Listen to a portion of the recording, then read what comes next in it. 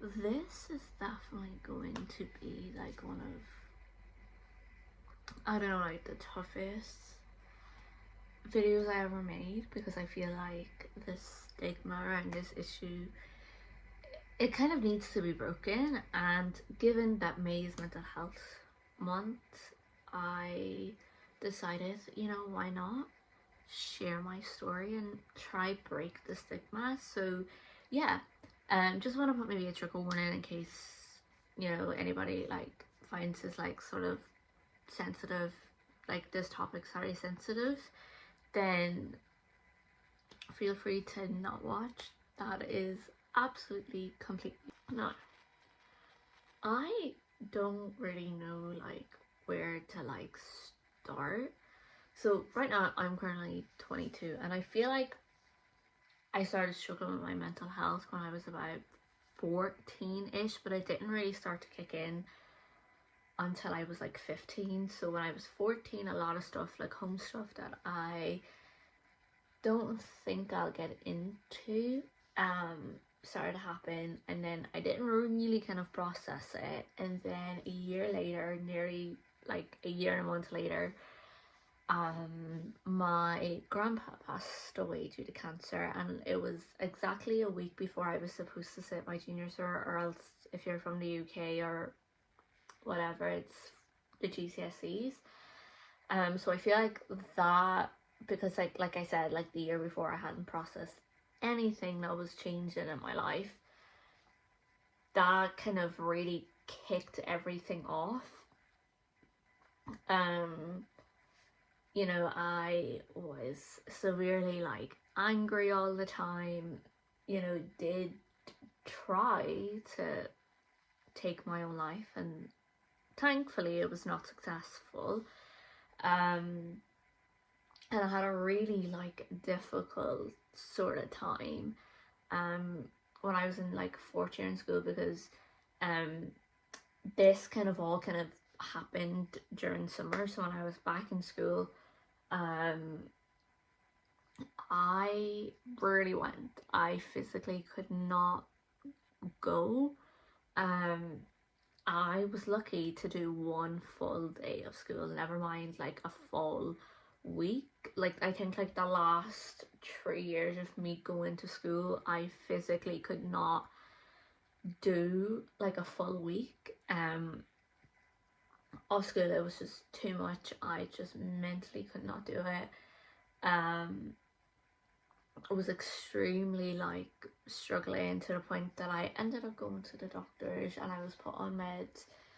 And then I was referred to, in Ireland, a lot of people do have bad experiences, and I was no exception.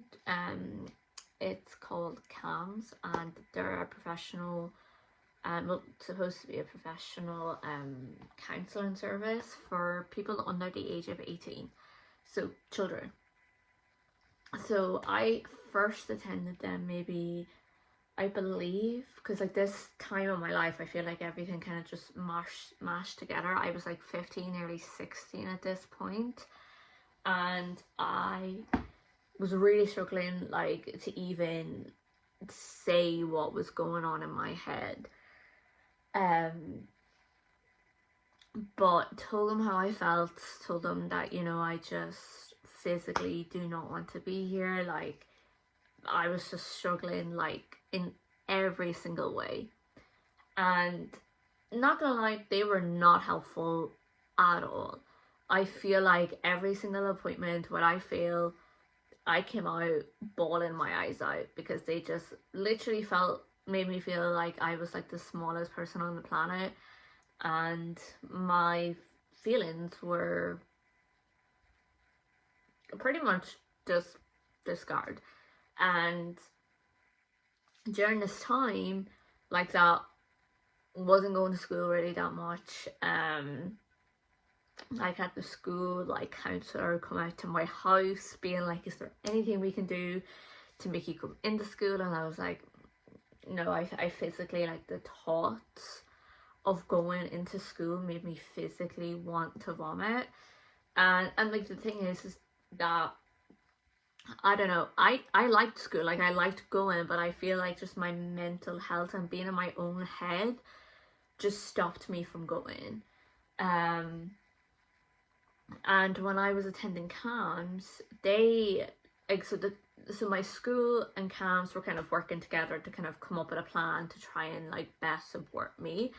And I'm not gonna lie, my school was so much more beneficial to helping me than the professional counselors. Because that's how I got diagnosed with autism, and they pretty much put all my problems on being autistic. Um, which not only just pissed me off, pissed like my mom off, it pissed the school off, because yes, some of my behaviors and how I was feeling definitely could be described with, you know, being autistic, but they didn't explain everything. And I feel like that was the most like frustrating part. It was almost like, oh, there you go, there's your diagnosis, off you go, you're fine. And that was kind of really like difficult to like adjust to, because obviously I went there because I was referred to by my doctor because I struggled with my mental health, and then to pretty much walk away with a diagnosis of autism and not really feeling like they helped my mental health was pretty shitty. I'm not gonna lie. And you know, we had multiple meetings with them and like the school, like they came to my school, um and they were just never really that helpful in like putting like supports in place, like even for like the autism, because like the school were like trying to get information out of them to be like, okay, like based on like your diagnosis, how can we best support her. They never really gave the answer, so that was kind of really frustrating.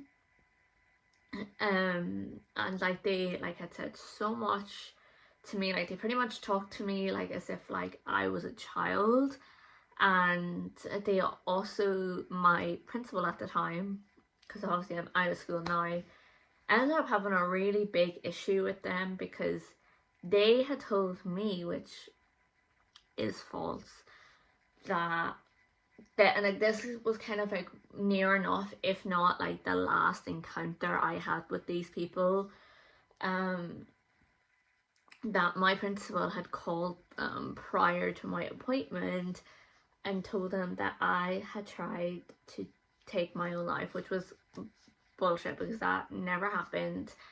And yeah, like that was kind of like the big sort of like thing that like they just obviously, and like they like, if that was true, which like it obviously wasn't, but like they didn't do anything to help. So it was just, you know, and I feel like based on my experience with them, I've completely turned off therapy. I don't think I will ever go back because it's honestly, I feel like, too sort of traumatizing to go back. I did, like when I was like discharged from them, was still in school and I was still like struggling extremely bad. Um had no idea how to like cope with any of these emotions that were going through my head because like I said, they were absolutely no help. Pretty much they told me just to have a cup of tea or go for a walk or anything like that. But I was kind of grateful that I did have people like in school that like severely supported me. And then I obviously finished school. I finished school in 2021, so kind of like a year after, like a year into COVID at this point. I had started college. Obviously, I was doing law at the time, so I had moved out from home.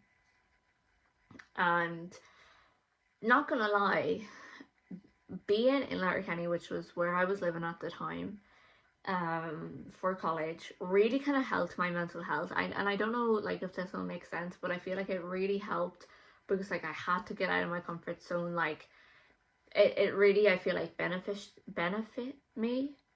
Yeah, that's the right word. Like it taught me so many things. Like I'm so severely grateful for like having that 3-year experience.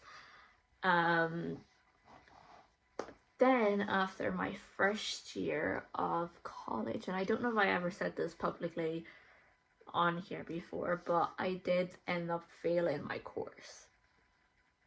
And that was really kind of disheartening, and that kind of put me back into like a bad place when I thought I was improving over like the last whatever amount of months that it was. But I did end up repeating first year, so I did first year twice. And during this time, even though like failing it was one of the worst things that has ever happened to me, and it definitely made me feel like crap because it felt like I had failed, like I just was not good enough. But I am kind of thankful that it did happen because, like I said, I obviously had to redo first year, and I feel like redoing it made me realize this is not for me. I do not like it.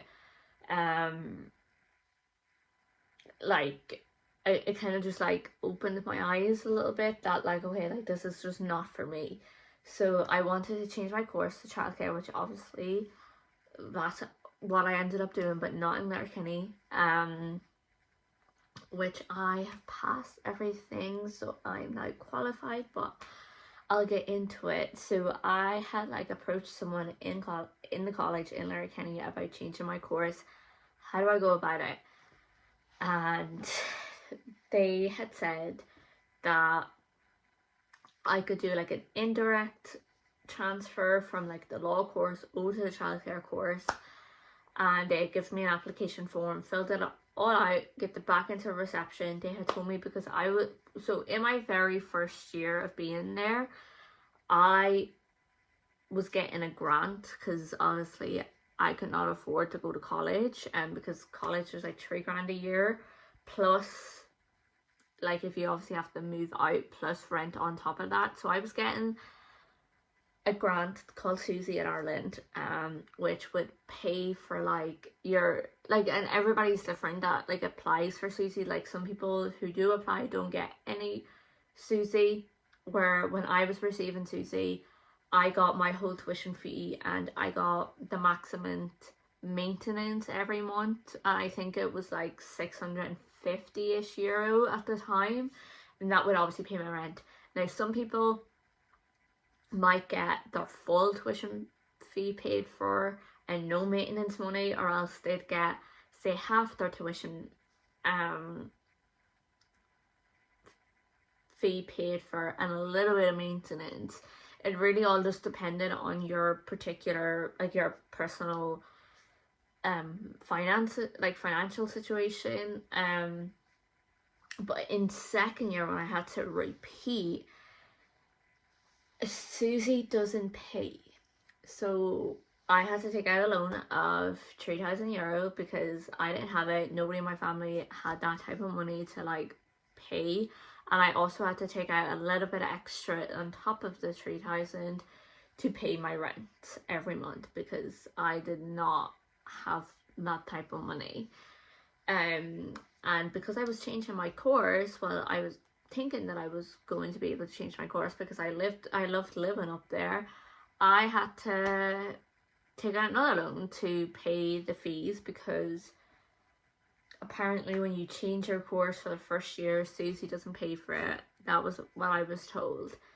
So went home, sorted all my finances out, came back up to Letterkenny, like ready to pay like the fees and all of that, when I was told that I wouldn't be able to do it, and that they pretty much lied to me. They told me that I had to fill out this application form that I did before I came home to sort out my financial situation, and to put it into the office. And I had given it to the office, and I went up and told the woman that had given me the form that I had given it to the office, and she was like, that's great. Now if I had obviously done it wrong, I feel like she should have told me. But long story short, ended up not being able to change my course, and that really put me back in a bad place. Like I like bawled my eyes out. So like for a year I kind of just took a break from education, and lived up in Letterkenny because at that point I had already signed my contract with the house, so I couldn't back out to come home. But that year, like last year, like this time last year, I would have been moving out from Letterkenny, but that year, like, felt so crap about myself because I wasn't at anything. Like, I genuinely felt like a failure. And yeah, and then I ended up coming home literally in around this time last year. I had moved back home because our lease was running up, and I was like, I can't afford to stay up here, even though I'd love to stay up here, but financially just couldn't do it. So I came back home, and I'm not gonna lie, like literally like June, July, and August of last year was extremely rough because I had to adjust from living in a very busy place to home. Like, I live literally in the middle of nowhere.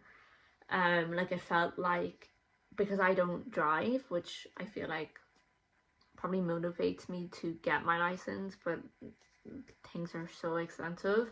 But from going to like living in like town to have that sort of independence and interactions with people, to be able to like get up and like go wherever I wanted, to now not having that as much, because obviously I rely on lifts to come in and out of town. And during like last summer, I had no idea like what I was doing with my life, and then find out I got accepted into like my local college. It's kind of like a community sort of college, and for childcare. And even though like I was still doing what I wanted to do and what I loved, it still kind of didn't feel like enough to me, because I feel like the past couple of months has been the most stressful couple of months of my life, for so many reasons.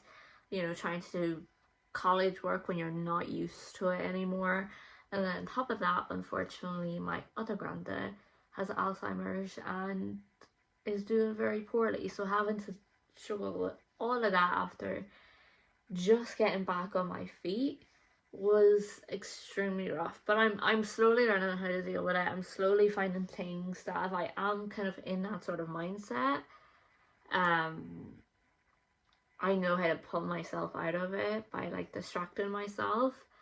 And you know, I'm not gonna sit here and be like, oh, every day is great, because it's not. And like I don't think I've ever met like a single person who can go, yeah, every single day that I wake up is a really good day, because if that's the case, can we please swap lives? I'm just saying that sometimes it can get better. Like, I'm definitely not nearly as bad as what I was when I was about 16, 17, because they were definitely the roughest years of my life. It just gets better. It gets a little bit easier, hopefully. For anybody that is watching this that may struggle with their mental health, I really hope it does get better. And I would like to say that it does get better. And I really, like I said, just hope it does. There is like quite a bit that I left out, because the stuff that I did talk about were kind of stuff that I have recently kind of came to terms with, so I'm kind of okay with talking about it.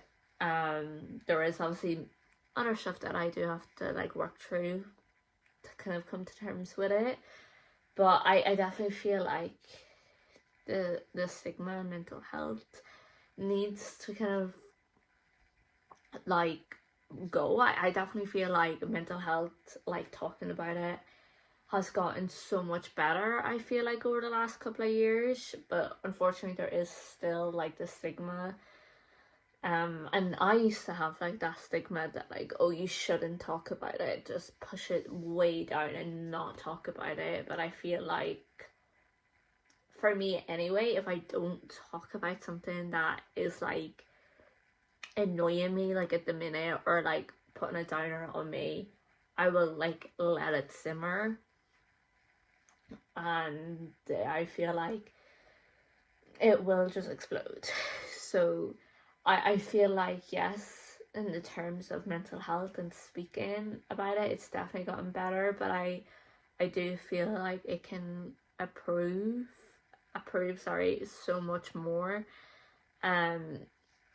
Because yeah, I feel like mental health is one of like the biggest deaths amongst all age groups and genders. Because unfortunately there is a lot of men who do take their own life because they don't want to speak up, and I feel like that's the one stigma like I'm like, get rid of, because the fact that there is any sort of stigma, but especially that men can't feel like they can't speak up because society betrays men as their, my little battery sign came up on my phone, great, that society betrays men as the stronger gender, so they should just be able to deal with their emotions, is so false. Like, I would rather any man that I know in my life come to me in tears because they're struggling with something, then, and this goes for anybody that I know, I'd rather someone come to me and talk about their issues than to suffer in silence and potentially sit at their funeral. Would much rather that. So yeah, that's kind of a little bit of my story. Maybe someday I'll be able to completely open up, but I hope this is helpful, and I hope it's helpful for anybody else that's maybe afraid to speak up, that it is absolutely okay to ask for help. Yeah, and hopefully my next video, I might film a second video after this, will be more lighthearted, and I will see you in my next video.